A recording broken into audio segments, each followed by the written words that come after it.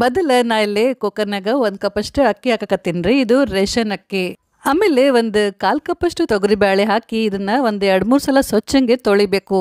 ಒಂದು 15-20 ನಿಮಿಷ ಇದನ್ನ ನೆನೆಸಿ ಇಡಬೇಕು. ಚಲೋ ತಂಗಿ ಇದನ್ನ ನೆನೆಬೇಕು. ನಾ ಇಲ್ಲೇ ಒಂದು 4-5 ಕಪ್ ನೀರು ಹಾಕಿಡಾಕತ್ತೀನಿ. ನೀವು ನಿಮ್ಮ ಅಕ್ಕಿ ನೋಡ್ಕೊಂಡು ನೀರು ಹಾಕ್ರಿ.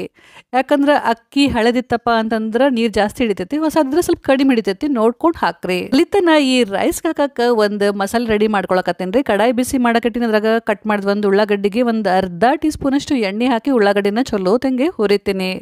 ಆಮೇಲೆ ಇದ ಕಡಾಯಿ ಒಳಗೆ ಒಂದು 4 ಬದ್ನಿಕಾಯಿ ಹಾಕಿ ಹುರಿಯಾಕತ್ತೀನಿ. ಈಗ ಇದ್ರಾಗ ಎಣ್ಣೆ ಹಾಕಕತ್ತೀನಿ.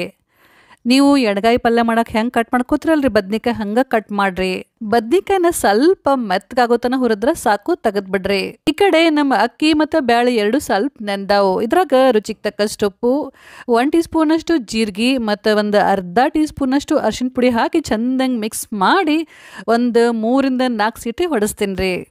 ಅಲ್ಲಿತನ ಈ ಬದ್ನಿಕಾಯಿಗೆ ಹಾಕಕ್ಕೆ ಮಸಾಲೆ ರೆಡಿ ಮಾಡ್ಕೊಳಕತ್ತೀನಿ. ಮಿಕ್ಸಿ ಜಾರ್ನಾಗ ಹುರಿದಿದ್ದು ಉಳ್ಳಾಗಡ್ಡಿ, ಒಂದು 2 ಟೇಬಲ್ ಸ್ಪೂನಷ್ಟು ತುರಿದಿದ್ದು ಒಣ ಕೊಬ್ಬರಿ, ಸ್ವಲ್ಪ ಕೊತ್ತಂಬರಿ ಮತ್ತು ಕರಿಬೇವು, ಒಂದು 5-6 ಸಿಪ್ಪಿ ಬಿಡಿಸಿದ ಬೆಳ್ಳುಳ್ಳಿ ಎಸಳು, ಒಂದು 2 ಟೀ ಸ್ಪೂನಷ್ಟು ನಮ್ಮ ಉತ್ತರ ಕರ್ನಾಟಕ ಸ್ಪೆಷಲ್ ಮಸಾಲೆ ಖಾರ, 1 ಟೀ ಸ್ಪೂನಷ್ಟು ಖಾರ ಪುಡಿ, ರುಚಿಗೆ ತಕ್ಕಷ್ಟು ಉಪ್ಪು, 1/4 ಟೀ ಸ್ಪೂನಷ್ಟು ಅರಿಶಿನ ಪುಡಿ, ಸ್ವಲ್ಪ ಬೆಲ್ಲ, ಒಂದು 2 ಟೇಬಲ್ ಸ್ಪೂನಷ್ಟು ಹುರಿದಿದ್ದು ಶೇಂಗಾ ಪುಡಿ, 1 ಟೇಬಲ್ ಸ್ಪೂನಷ್ಟು ಗುರಳ್ ಪುಡಿ ಅಥವಾ ಹುಚ್ಚಳ ಪುಡಿ. ಆಮೇಲೆ ಸ್ವಲ್ಪ ಹುಣಸೆಹಣ್ಣನ್ನು ನೆನೆಸಿಟ್ಟಿದ್ದೆ, ಅದನ್ನು ನೀರು ಸಮೇತ ಹಾಕಿ ರುಬ್ಕೋತೀನಿ. ಅವಶ್ಯಕತೆ ಬಿದ್ದರೆ ಇನ್ನೂ ಸ್ವಲ್ಪ ನೀರು ಹಾಕ್ರಿ, ಅದರ ಭಾಳ ನೀರು ಹಾಕಕ್ಕೆ ಹೋಗ್ಬಾಡ್ರಿ. ಇದು ಸ್ವಲ್ಪ ಗಟ್ಟಿನೇ ಇರಬೇಕು.